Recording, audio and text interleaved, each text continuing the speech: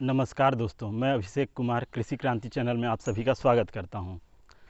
आज का वीडियो जल संरक्षण, मछली पालन और खेती के माध्यम से हम किस प्रकार आर्थिक समृद्धि की ओर बढ़ सकते हैं उसके ऊपर है। तो वीडियो को अंत तक ज़रूर देखें ताकि आपको पूरी जानकारी मिल सके और आप भी आर्थिक समृद्धि की ओर बढ़ सकें। तो चलिए वीडियो शुरू करते हैं। सरकार का वित्तीय वर्ष अप्रैल माह में शुरू होता है, लेकिन एक किसान का वित्तीय वर्ष जुलाई माह में शुरू होता है।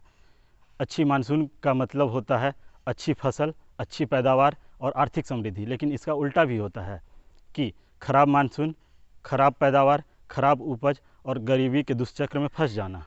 तो आज हम किसान भाइयों को यह समझना होगा कि बारिश का आना न आना हमारे ऊपर नहीं है, लेकिन बारिश के जल को रोक कर रखना हमारे ऊपर है, जिसके माध्यम से हम जल संरक्षण कर सकते हैं और पानी का बचाव कर सकते हैं, जिससे वर्ष भर हम अच्छी हरियाली, खुशहाली और समृद्धिपूर्वक जीवन जी सकते हैं। तो आइए आज हम आपको एक युवा किसान से मिलाते हैं जिन्होंने जल संरक्षण कर खुद अपनी समृद्धि की गाथा लिखी।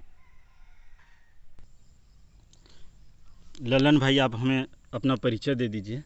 मैं सभी को मेरे तरफ से जय जोहार। मेरा नाम ललन है और मैं छत्तीसगढ़ राज्य के बलरामपुर जिला विकासखंड राजपुर के एक छोटे से गांव कर्रा से संबंध रखता हूं। ललन भाई, आपने जल संरक्षण की इतनी अच्छी विधि को अपनाया है, तो उसे किस प्रकार अपनाया और बाकी किसान भी कैसे आसानी से अपना सकते हैं, आप ज़रा दिखाना चाहेंगे हमें? जी, मैं आप लोगों को ज़रूर दिखाना चाहूँगा। तो आइए मैं दिखाता हूँ। आइए जैसे कि मैं दिखाता हूँ अपने बोरवेल से। हो रहा मेरा बोरवेल, वहाँ से जब पानी निकलता है तो पाइप के माध्यम से वो मेरे बाथरूम के ऊपर लगा हुआ टंकी में पानी चढ़ता है और उसको नहाने धोने और बर्तन मांजने के बाद जो पानी बहता है उसको मैं नाली के माध्यम से मैं एक छोटा सा डबरी जिसको कह सकते हैं, उसमें मैं उस पानी को मैं एकत्रित करता हूँ, जिससे कि मेरा वह पानी दोबारा उपयोग हो सके। क्योंकि पानी ऐसा अनमोल चीज़ है कि जिसको हम अगर बचाना चाहें तो बहुत ही अमृत का काम करता है। और जब यहाँ से पानी यहाँ भर जाता है तो मैं उसको एक नाली के माध्यम से मैं उसको खेत में, बाड़ी में सिंचाई करने का काम करता हूँ, जिससे कि कम से कम सामान्यतः 2 बार फसल लिया जाता है, लेकिन मैं इस पानी के संरक्षण के बाद मैं कम से कम 3 बार मैं फसल को उगा पाता हूँ। एक ख़ास बात मैं और बताना चाहता हूँ। सामान्यतः देखा जाए तो एक परिवार में 5-6 सदस्य अगर होते हैं तो 1000 से 1500 लीटर तक वो पानी को नहाने, बर्तन धोने, इस तरह से कपड़े धोने में अपना वो पानी को बर्बाद कर देते हैं। लेकिन मैं अपने सोच के हिसाब से उस पानी को मैं बर्बाद न करके मैं जो 1000 से 1500 जो लीटर पानी बर्बाद होता है उसको मैं एकत्रित करता हूँ।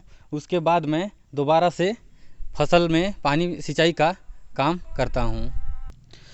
ललन भाई, आपका यह प्रयास मुझे बहुत ही अच्छा लगा। एक प्रकार से देखा जाए तो आप वाटर एटीएम रिचार्ज करने का काम कर रहे हैं। जिस प्रकार एटीएम में अगर हमें लगातार पैसा निकालना होता है तो बैंक के कर्मचारी उसमें लगातार पैसा डालते रहते हैं ताकि ग्राहक वहां से लगातार पैसा निकाल सकें, तो उसी प्रकार आप भी वाटर एटीएम का काम कर रहे हैं, जिसमें लगातार आप पानी रिचार्ज कर रहे हैं, जिससे कि ज़्यादा से ज़्यादा हम पशुपालन, बागबानी, खेती और मछली पालन के माध्यम से लगातार अपने वाटर बैंक से पैसा निकाल सकें और समृद्ध हो सकें।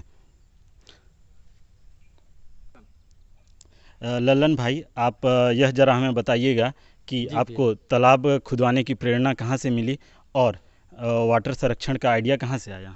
भैया, मैं सबसे पहले बताना चाहता हूँ कि इसका श्रेय सिर्फ और सिर्फ मेरे माता पिता को जाता है, क्योंकि वो अपने पिछले जीवन में पानी को महत्व को ऐसा उन्होंने देखा था कि वो जीवन में वो पानी को कभी खोना नहीं चाहते थे। आज तो वैसे ही आपातकालीन की स्थिति है, जो कि पानी को अगर हम संरक्षण करें तो बहुत ही अच्छा है। तो मेरे को उन्होंने ही एक मार्गदर्शन दिया था कि बेटा तुम पानी जब भी तेरे को मिले उसको तो बचा के रखना। तो मैंने उसी बोरवेल से जो पानी निकाला उसको मैं यहाँ पर डबरी में रखने का प्रयास किया। और यह आइडिया कैसे आया कि मतलब मेरे को पानी बचाना है इस तरीके से? जैसे कि मैं जब हमारे परिवार में 4 से 5 सदस्य रहते हैं तो दिन भर में 1000 से 1500 लीटर पानी का व्यर्थ में चला जाता था और आसपास में कीचड़ बन जाता था, जो कि एक आसपास में गंदगी भी फैलने से बहुत ही वो ख़राब लगता था। बीमारी भी होता है। जी, बीमारी भी हो रहा था। तो मैंने एक उन्हीं के मार्गदर्शन में एक अपने से आइडिया आया कि इस पानी को मैं क्यों ना एक छोटा सा डबरी बना करके उसी पानी को मैं एकत्रित करूं, ताकि मेरा एक काम से 2 काम हो जाए।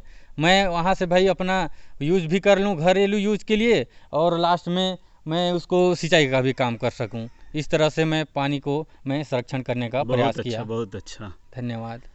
तो ललन भाई, आप इस तालाब में मछली पालन भी किए हुए हैं? जी, मैं मछली पालन भी किया हूँ। वैसे अगर आप देखना चाहें तो आप यहाँ पर देख भी सकते हैं।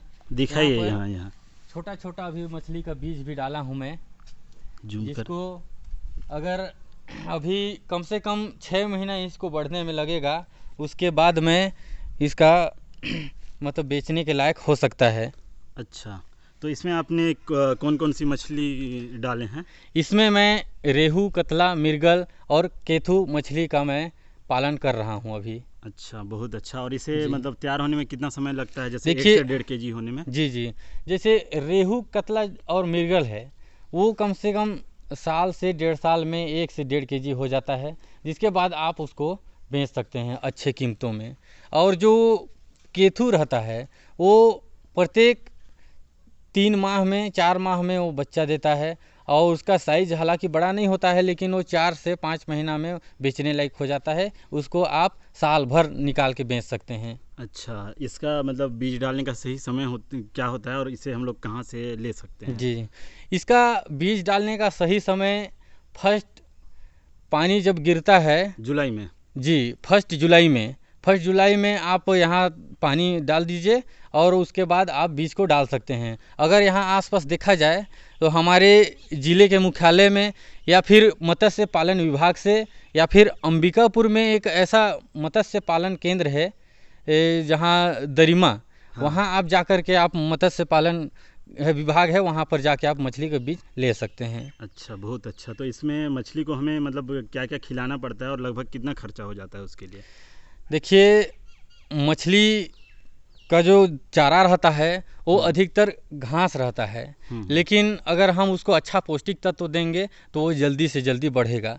तो उसके लिए एक वो होता है भूसा, भी उसमें डाल सकते हैं, मुर्रा वगैरह डाल सकते हैं। अच्छा। इस तरह से मैं भूसा, मुर्रा और एक कंपनी द्वारा बनाया हुआ भी आता है, उसको आप डाल सकते हैं, जिससे कि जल्दी से जल्दी मछली बढ़ सके। अच्छा, तो इस मतलब तालाब के माध्यम से जैसे आप मछली पालन करते हैं, तो साल भर में लगभग आपका कितना मतलब उससे इनकम हो जाता है, कमाई हो जाता है? देखिए, साल भर में मेरा, अगर मैं बीज अच्छे से डालता हूँ और उसका देख रेख करता हूँ, उसको तो कम से कम 1 क्विंटल लगभग मछली निकाल के मैं बेच देता हूँ। अच्छा। क्योंकि तालाब थोड़ा सा छोटा है, 20 बाई 20 मीटर का तालाब है। अच्छा, तो और कितना फीट है गहरा? गहरा इसका 6 फीट है। 6 फीट। तो इसमें मैं लगभग वही 1 कुंटल लगभग तैयार मछली मैं निकाल देता हूँ साल भर में। अच्छा। और उससे कम 20 से 25 हज़ार कमा लेते हैं, मुनाफा से हो जाता है। अच्छा, तो जैसे बहुत सारे हमारे किसान भाई देख रहे हैं, तो उन्हें भी लगता है कि तालाब खुदवाना एक बहुत बड़ा काम है, बहुत ज़्यादा पैसा खर्च होता है। जी, तो क्या वाकई में ऐसा है, या फिर कितने में, जैसा आप 20 बाई 20 का बताया, तो उसे हम कितने में खुदवा सकते हैं? नहीं, जैसे कि जब हम काम नहीं किए रहते हैं तो हमको लगता है कि बहुत बड़ा काम है, लेकिन अगर करना उतर जाइएगा तो वो बहुत ही छोटा लगता है। मैं भी सोच रहा था पहले कि बहुत बड़ा लग जाएगा, लेकिन नहीं लगता है। 20 बाई 20 खुदवाने मेरे को कम से कम 10 से 15 हज़ार मेरे को लगा है, जो कि मैं JCB से करवाया हूँ, और मेरा 8-10 घंटा में आराम से डबरी बन के तैयार हो गया।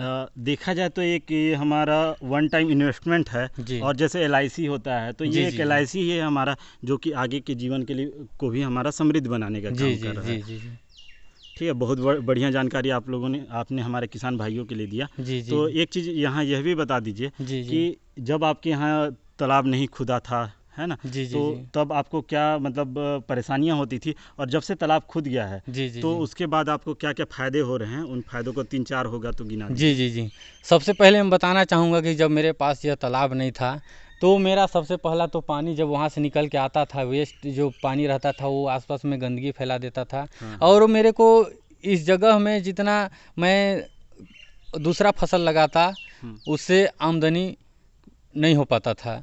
मतलब अभी अगर आज का डेट में अगर देखा जाए, जब से मैं तालाब बनवाया हूँ, तो मेरा पहला फ़ायदा कि तालाब में पानी संरक्षण हो जाता है, जिसको मैं वर्ष में 3 बार फसल के लिए यूज़ कर पाता हूँ। हाँ। और तीसरा कि मछली पालन करता हूँ, जिससे मेरा एक्स्ट्रा इनकम होता है।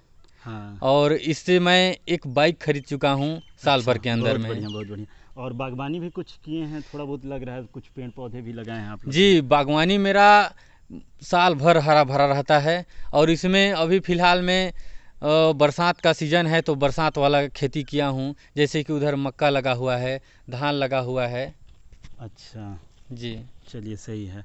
तो हमारे जो किसान भाई देख रहे होंगे, युवा किसान भाई, जी तो वो भी आपसे काफ़ी प्रेरित हो रहे होंगे, तो अपने युवा किसान भाइयों के लिए क्या कहना चाहते हैं, जिससे कि वो भी खेती में आएँ और मतलब अच्छा कमाई कर सकें और एक आत्मनिर्भर बन सकें, जिसकी बात हमारे मोदी सरकार अक्सर किया करते हैं? जी जी मैं सबसे पहले मैं अपने युवा किसान भाइयों को मैं यह संदेश देना चाहता हूँ कि पानी का महत्व समझिए।